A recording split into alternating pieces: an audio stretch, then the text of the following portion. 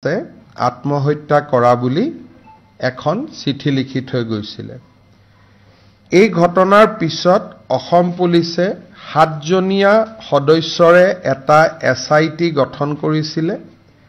এই ঘটনাৰ লগত জড়িত সমস্ত এৰিয়া ভিডিঅগ্ৰাফ আৰু FSLও কৰা হৈছিল। মেজিষ্ট্ৰেটে ইনকুৱেষ্ট কৰিছিল আৰু এতিয়ালৈকে 3 গৰাকী ব্যক্তিক এই ঘটনাৰ সৈতে জড়িত হোৱা বাবে গ্ৰেপ্তাৰ কৰা হৈছিল। আজি ৰাজ্য চৰকাৰৰ কেবিনেটে বিষয়টোৰ গুৰুত্ব আৰু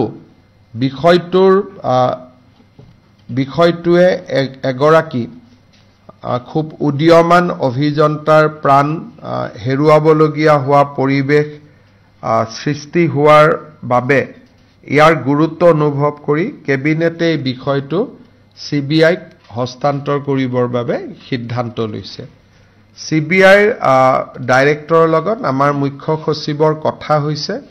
তেখেতসকলে কেছটো ল'ম বুলিও অনানুষ্ঠানিকভাৱে কৈছে, কিন্তু কেবিনেটে দিয়াৰ পৰা CBIয়ে লোৱালৈকে ইয়াৰ ভিতৰত প্ৰায় 20-25 দিনৰ এটা প্ৰক্ৰিয়া থাকে। গৃহ মন্ত্ৰালয়ৰ অনুমোদনো লাগে।